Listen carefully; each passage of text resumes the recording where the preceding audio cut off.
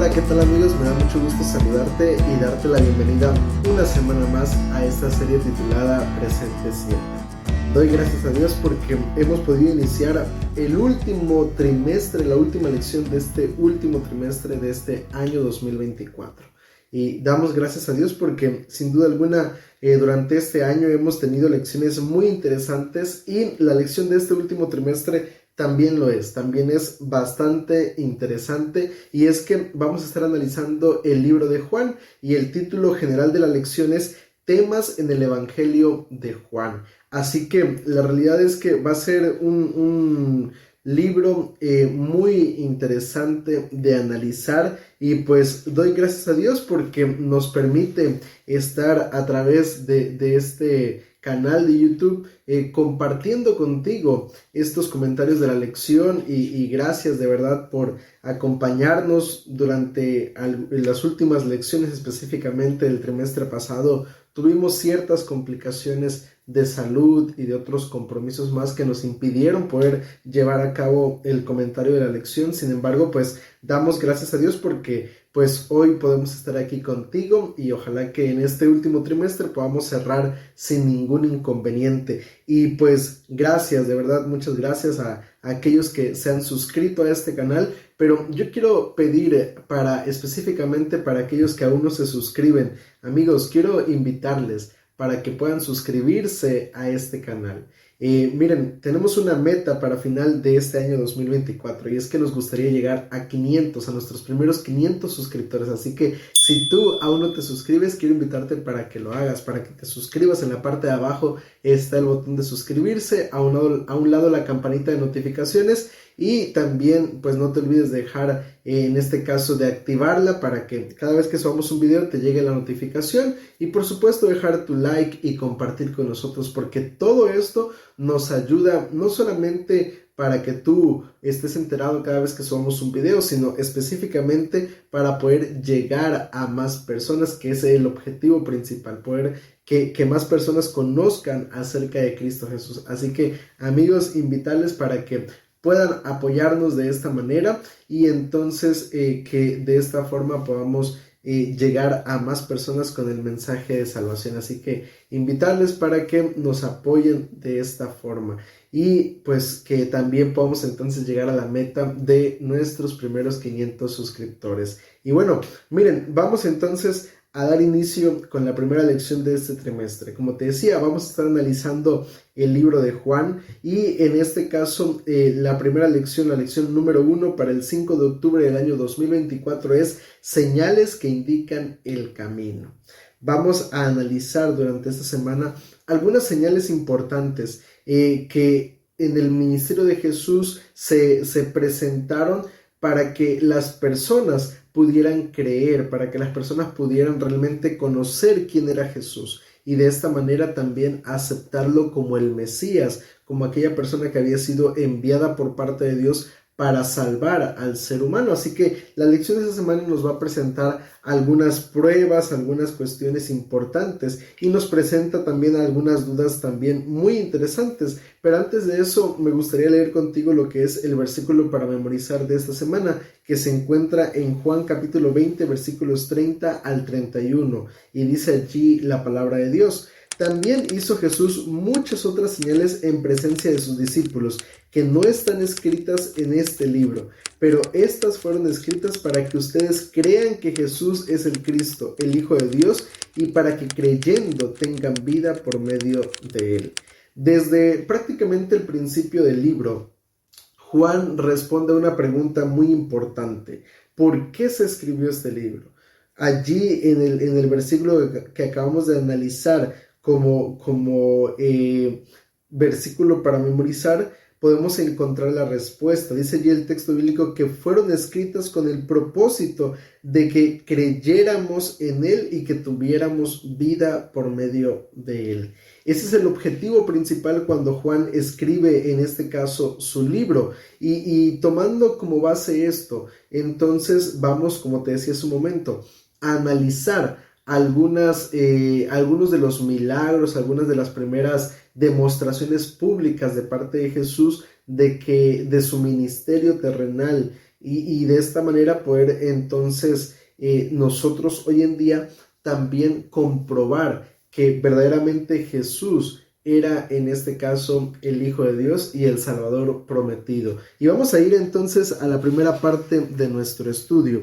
La primera parte del estudio le hemos colocado como subtítulo La boda de Caná. Esta fue básicamente la primera demostración pública de Jesús, en este caso realizando un milagro en específico. Y mira lo que dice allí. Vamos a ir al libro de Juan capítulo 2 versículos 1 al 11, y allí vamos a encontrar entonces este primer milagro realizado por Jesús. Y mira, esta primera parte de la lección es muy, muy bonita. En lo personal me gusta mucho por el hecho de que el primer milagro realizado por Jesús en esta tierra al iniciar su ministerio terrenal, y al menos de lo que registra Juan, fue un milagro en una celebración muy especial. Fue en una boda, en un momento de lo más humano, por así decirlo, de las cosas más humanas que podemos estar viviendo en nuestra vida. Es justamente el momento de una boda, y el hecho de ver a Jesús en una celebración como esta, en un momento tan especial para los esposos, es algo que realmente nos muestra, en este caso, lo importante que es para Dios la vida del ser humano. Nos muestra en este caso que verdaderamente delante de Dios, pues esas cuestiones son también muy importantes y no pasan desapercibidas delante de Él. Pero mira, vamos a leer entonces Juan capítulo 2 versículos 1 al 11. Dice el texto bíblico: al tercer día se celebraron unas bodas en Caná de Galilea, y estaba allí la madre de Jesús. También fueron invitados a las bodas Jesús y sus discípulos, y faltó vino. Entonces la madre de Jesús le dijo: no tienen vino. Jesús le dijo: ¿qué tiene que ver esto con nosotros, mujer? Aún no ha llegado mi hora. Su madre dijo a los que servían: haced todo lo que él os diga. Había allí 6 tinajas de piedra para agua, dispuestas para el rito de la purificación de los judíos. En cada una de ellas cabían 2 o 3 cántaros. Jesús le dijo: llenad de agua estas tinajas. Se llenaron hasta arriba. Entonces les dijo: sacad ahora un poco y presentadla al encargado del banquete. Y se lo presentaron. Cuando el encargado del banquete probó el agua hecha vino, sin saber de dónde era, aunque sí lo sabían los sirvientes que habían sacado el agua, llamó al esposo y le dijo: todo hombre sirve primero el buen vino, y cuando han bebido mucho, el inferior. Sin embargo, tú has reservado el buen vino hasta ahora. Este principio de señales hizo Jesús en Caná de Galilea, y manifestó su gloria, y sus discípulos creyeron en él.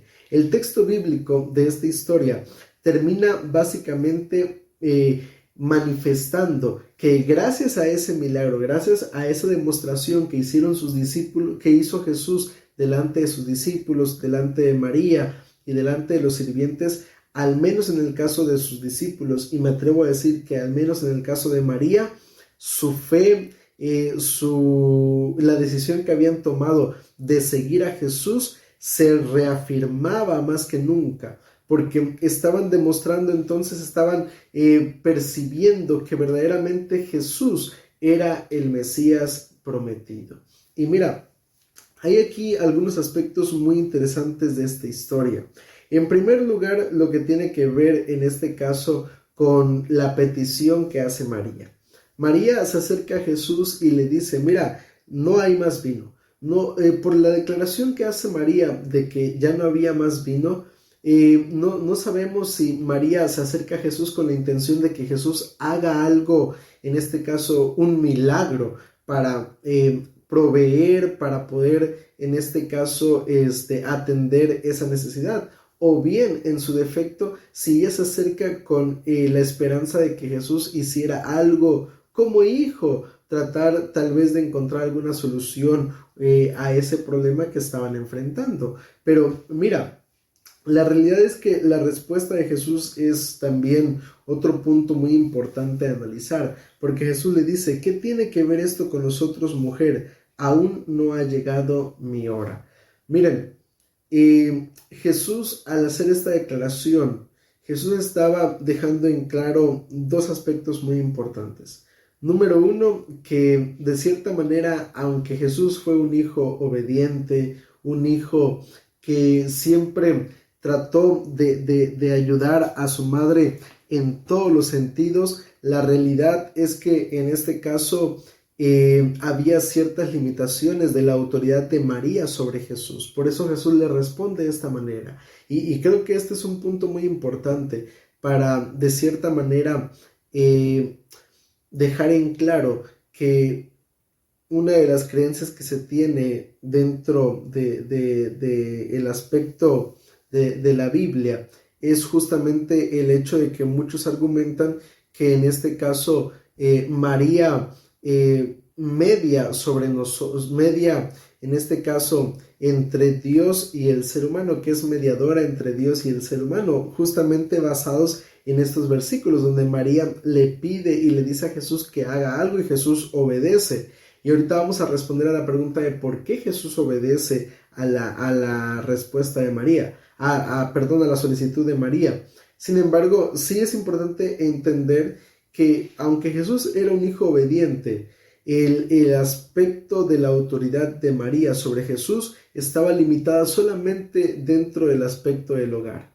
Fuera del hogar, en este caso María no tenía autoridad sobre Jesús. Por esa razón Jesús le responde de esta manera, lo hace de una forma cortés y le menciona allí, bueno mujer, en este caso, ¿qué tiene que ver esto con nosotros? Entender que María entendiera que su autoridad estaba limitada, que solamente se debía a lo que se vivía dentro del hogar, pero fuera del hogar Jesús era el Mesías y en este caso solamente recibía órdenes, por así decirlo, de parte de su Padre Celestial. Otro aspecto muy importante de esta respuesta tiene que ver en este caso con el hecho de que Jesús le menciona allí que no había llegado, en pocas palabras le estaba queriendo decir que no había llegado el momento para manifestarse, para revelarse como Mesías. María estaba esperando que Jesús de cierta manera se manifestara y mostrara su poder como Mesías. Sin embargo, Jesús le hace y le deja muy en claro esa cuestión. No ha llegado nuestra hora, todavía no es tiempo de que yo me manifieste entonces como el Mesías. Y son dos aspectos muy interesantes. Número uno, mostrarle a María que su autoridad tenía cierto límite. Y número dos, en este caso, mostrar que no era el momento para revelarse como Mesías. Sin embargo, Jesús decide, en este caso, seguir la indicación o la petición de María. ¿Y por qué hace esto? Y es aquí la otra cuestión interesante a analizar. Y es por el hecho de que en este caso Jesús sabía que pues los discípulos a través de este hecho se iban en este caso a mostrar que realmente pues había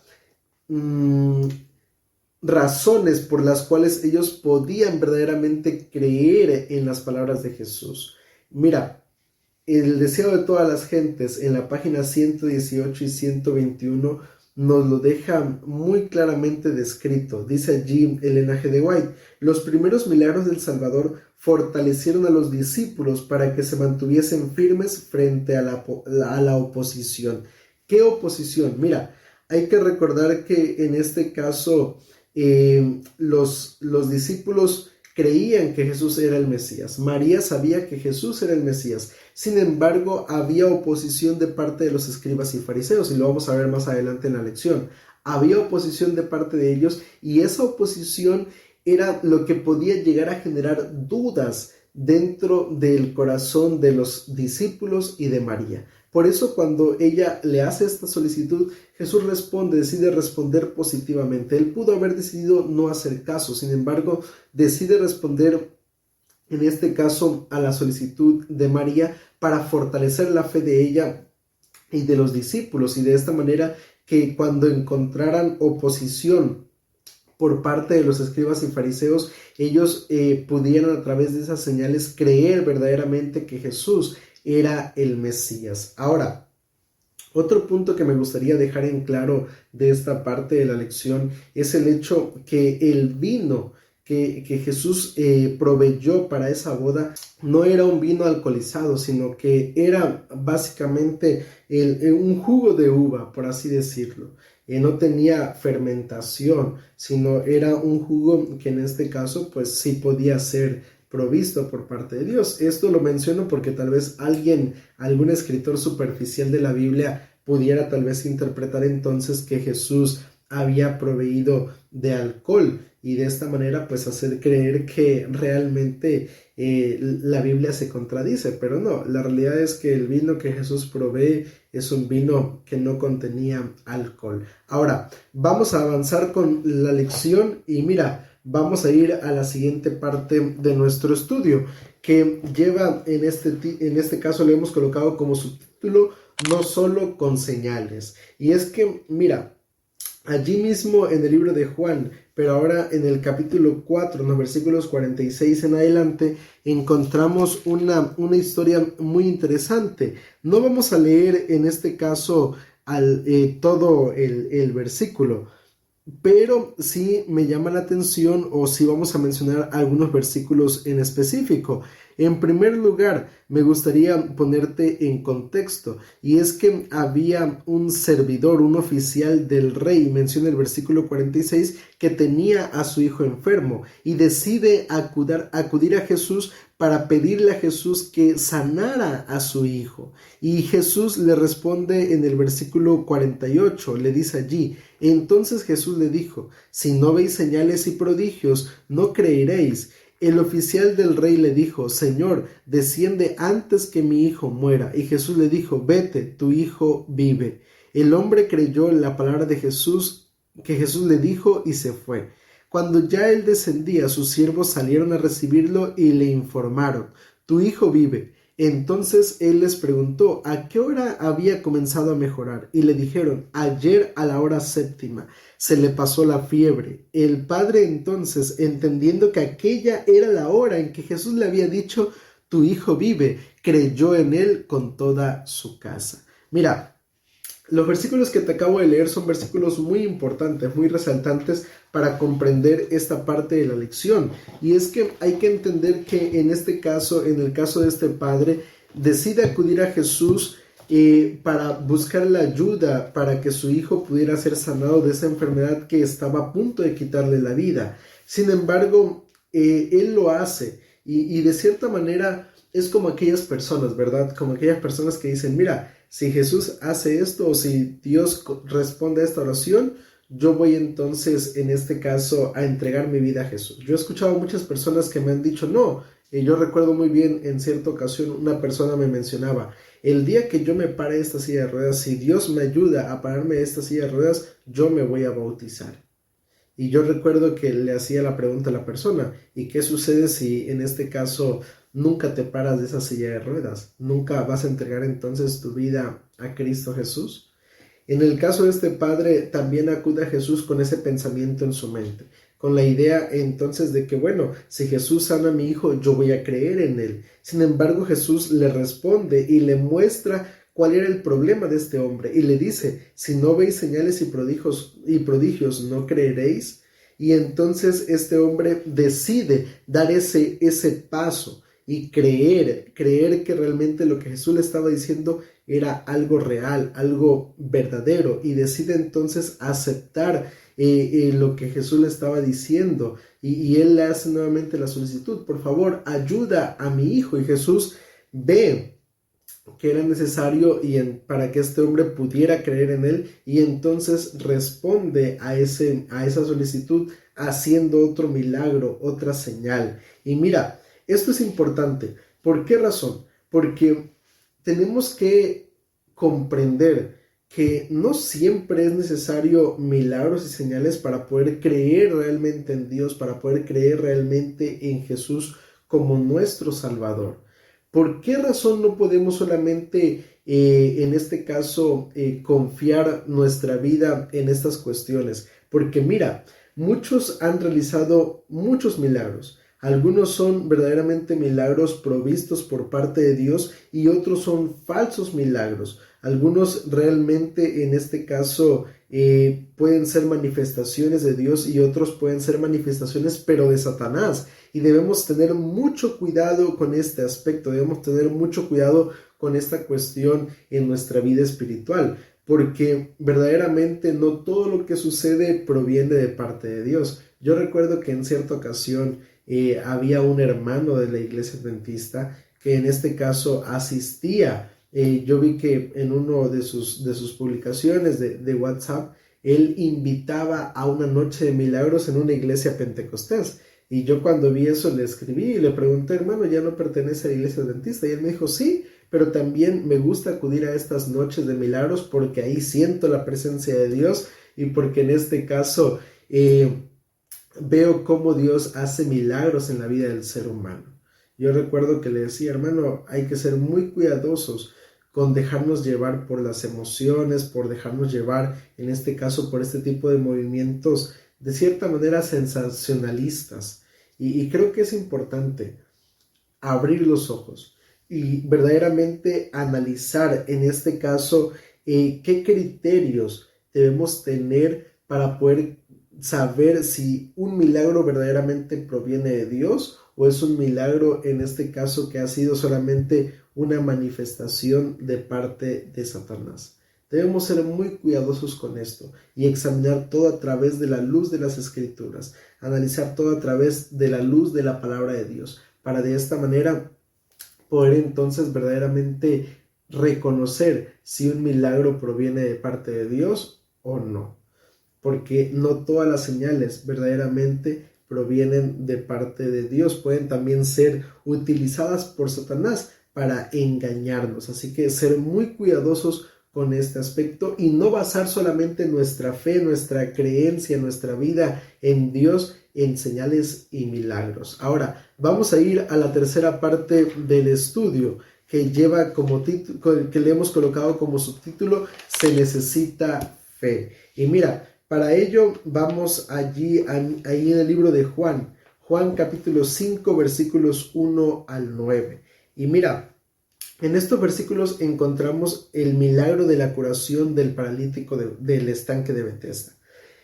Había en este caso un estanque donde se creía que de vez en cada determinado tiempo un ángel descendía, agitaba las aguas y entonces el primer enfermo que entrara a esas aguas una vez que el ángel las había agitado quedaba sanado. Sin embargo, pues esto era solamente una creencia de aquel momento, no sabemos qué tan cierto era, qué tanta eficacia tenía, en qué casos actuaba y en qué casos no. Sin embargo, dentro de esa multitud había un hombre, dice el versículo 5, que llevaba 38 años que estaba allí enfermo. Y este hombre pues había visto a muchas personas tal vez irse sanadas, irse restauradas, pero él cuando intentaba llegar allí al estanque, alguien más le ganaba y entonces perdía su oportunidad. Pero en cierta ocasión Jesús acude a este estanque y le hace una pregunta a este hombre. Le dice, ¿quieres ser sano? Y el enfermo le respondió, Señor, no tengo quien me meta en el estanque, dice el verso 7. Cuando se agita el agua, mientras yo voy, a otro desciende antes que yo. Y Jesús le dijo, levántate, toma tu camilla y anda. Al instante aquel hombre fue sanado y tomó su camilla y anduvo. Mira, esta parte es algo muy importante. Es importante y parece un poco ilógica la pregunta de parte de Jesús. Y mira, la verdad es que en la Biblia muchas veces encontramos preguntas que no tienen mucho sentido, o mejor dicho, que no tienen nada de sentido de parte de Dios para el ser humano, pero que buscan enseñarnos lecciones valiosas, importantes. Y es que uno de los elementos más necesarios que el ser humano debe tratar de tener en su vida para poder aceptar a Jesús como su Salvador es justamente la fe. La fe es un elemento importante y que no debería faltarnos en nuestra vida, que deberíamos realmente tener en nuestra vida, porque por la fe vamos a poder creer, no importa si vemos o no vemos milagros, no importa si no vemos o si vemos señales, la fe es lo que nos va a permitir verdaderamente creer en Cristo Jesús. Y mira, por eso Jesús le hace esta pregunta: ¿quieres ser sano? Y la respuesta de este hombre es una respuesta muy interesante, porque él estaba concentrado en el estanque. Él quería ser sano, pero se encontraba en el lugar equivocado. Y Jesús, al ver esto, le dice entonces a este hombre: mira, levántate, toma tu camilla y anda y vete. Y creo que también esta es otra parte muy importante, porque Jesús le estaba pidiendo a este hombre una decisión de fe, que este hombre verdaderamente creyera en él. Él pudo tal vez haberse quedado pensando y diciendo: bueno, Jesús me va a ayudar a entrar en el estanque cuando se agite, va a estar conmigo hasta que yo pueda entrar al estanque. Pero Jesús vemos que no estaba pensando en el estanque. Jesús estaba pensando en que este hombre pudiera verdaderamente quedar sanado en ese momento. Y por eso le pide que ejerza su fe, que verdaderamente crea en lo que Jesús le está diciendo. Y este hombre, pues sin dudarlo, se coloca de pie, intenta colocarse de pie al ver que sus piernas empezaban a tomar fuerza, que sentía a lo mejor que la sangre en este caso circulaba sobre sus piernas. Este hombre decide colocarse de pie, tomar su camilla y confiar verdaderamente en él. Y mira, creo que como cristianos la fe es verdaderamente algo que no nos puede faltar en nuestra vida. Debemos verdaderamente, si queremos ser salvos, la fe es lo que nos va a permitir alcanzar la salvación. Como te decía hace un momento, veamos o no veamos milagros. Pero ahora, mira, la lección del día miércoles nos presenta, y esta es justamente la cuarta parte de nuestro estudio, que lleva como subtítulo corazones duros. ¿Por qué corazones duros? Porque aunque Jesús había hecho señales, milagros, había hecho grandes demostraciones de poder, podemos ver que había personas que lo rechazaban. Y allí está el peligro. Por un lado está el peligro de creer que cualquier cosa es, en este caso, un milagro de parte de Dios. Pero también está el peligro de rechazar las verdaderas señales de parte de Dios. Y mira, allí en el libro de Juan capítulo 5, versículos 10 en adelante, encontramos un aspecto muy interesante de esta lección, porque dice allí el texto bíblico: entonces los judíos dijeron a aquel que había sido sanado: es sábado, no te es permitido cargar tu camilla. Y él le respondió: el que me sanó, él mismo me dijo: toma tu camilla y anda. Entonces, dice allí el texto bíblico, entonces le preguntaron: ¿quién es el que te dijo: toma tu camilla y anda? Pero el que había sido sanado no sabía quién era, porque Jesús había apartado de la gente que estaba en aquel lugar. Después lo halló Jesús en el templo y le dijo: mira, has sido sanado, no peques más para que no te suceda algo peor. El hombre se fue y contó a los judíos que Jesús era quien lo había sanado. Por esta causa los judíos perseguían a Jesús e intentaban matarlo, porque hacía estas cosas en sábado. Y Jesús le respondió: mi Padre hasta ahora trabaja y yo trabajo. Por esto los judíos aún más intentaban matarlo, porque no solo quebrantaba el sábado, sino que también decía que Dios era su propio Padre, haciéndose igual a Dios. Los que tenían el corazón duro, los de corazón duro, como lo describe el título de la lección, era justamente los sacerdotes, los fariseos, los escribas, la gente, los líderes religiosos de su época. Ellos eran quienes se oponían al ministerio de Jesús. Vemos allí que no creían, aunque veían señales, aunque veían milagros. Por eso Jesús les llama generación incrédula, porque aunque habían visto manifestaciones poderosas de parte de Dios, aún así no creían en Jesús. Y creo que esto es importante. Es importante tener cuidado con rechazar, en este caso, las manifestaciones de milagros o señales de parte de Dios. tener mucho cuidado con rechazar, porque, y mira, y es allí donde lo que te decía hace un momento, es donde la fe entra en juego, para que podamos creer en Jesús, para que podamos aceptar a Jesús como nuestro Salvador, porque solamente así es como verdaderamente podemos o vamos a poder entonces creer en Jesús y no dejar que nuestro corazón se endurezca a las manifestaciones, al poder de parte de nuestro Dios. Solamente si tenemos esa fe y esa confianza en Jesús. Y otro aspecto importante es justamente que acusaban a Jesús de trabajar en sábado, pero vemos allí que verdaderamente en este caso para los sacerdotes era más importante muchas veces, o era más valioso muchas veces, otros aspectos que tenían o que no eran que no tenían un significado especial, que hacer milagros o hacer el bien a aquellas personas que tenían necesidades en día sábado. Esto nos muestra entonces qué tan endurecido estaba el corazón, que para ellos era mucho más importante en ocasiones las leyes humanas que los verdaderos mandamientos y ordenanzas de parte de Dios. Y es ello de nosotros debemos verdaderamente ser cuidadosos también en ese aspecto, de no caer en ese error de los escribas y fariseos, de juzgar, de señalar a aquellas personas que tal vez están haciendo la voluntad de Dios solamente por el hecho de que yo no crea, o por el hecho de que a lo mejor en este caso lo que yo considere lo vea más correcto que lo que otra persona hace. Entonces, ser muy cuidadosos en ese aspecto y no permitir que nuestro corazón se endurezca. Y por último, la última parte de nuestra lección que hemos colocado como subtítulo, en este caso, las afirmaciones de Jesús.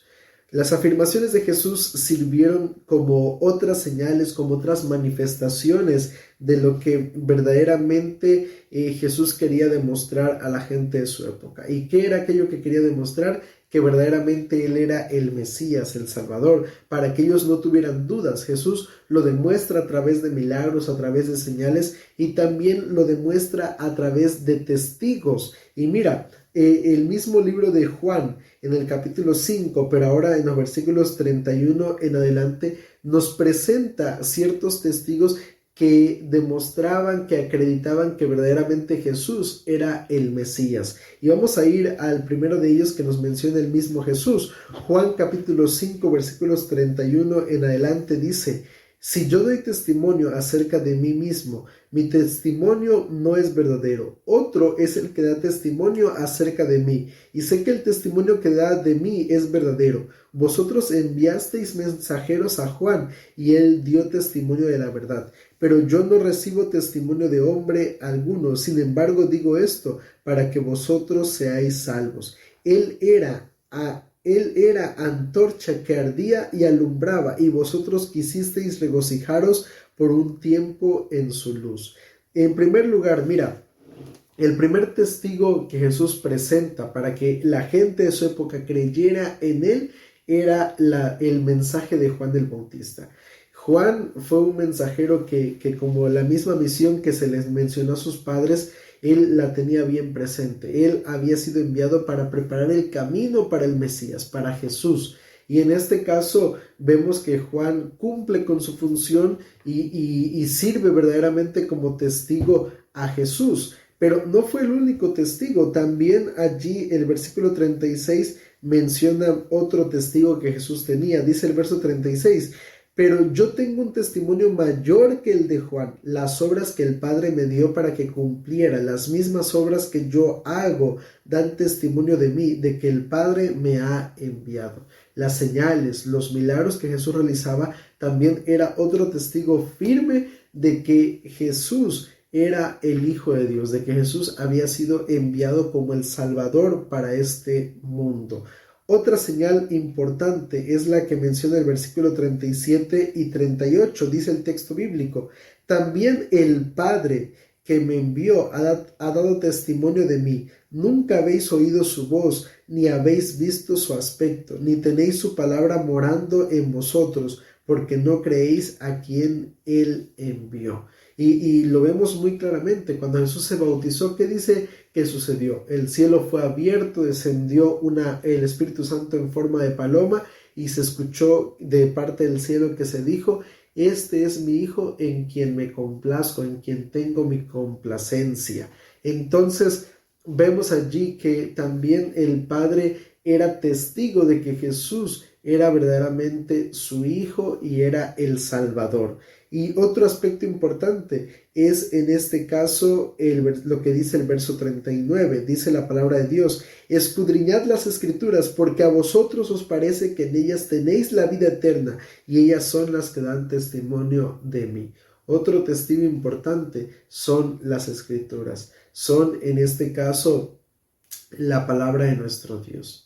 Elementos. No solamente Jesús realizaba milagros. Jesús no era una persona sensacionalista que iba por la calle manifestando poder, que en este caso buscaba la vanagloria. No, Jesús era verdaderamente el Salvador, o es verdaderamente el Salvador del ser humano.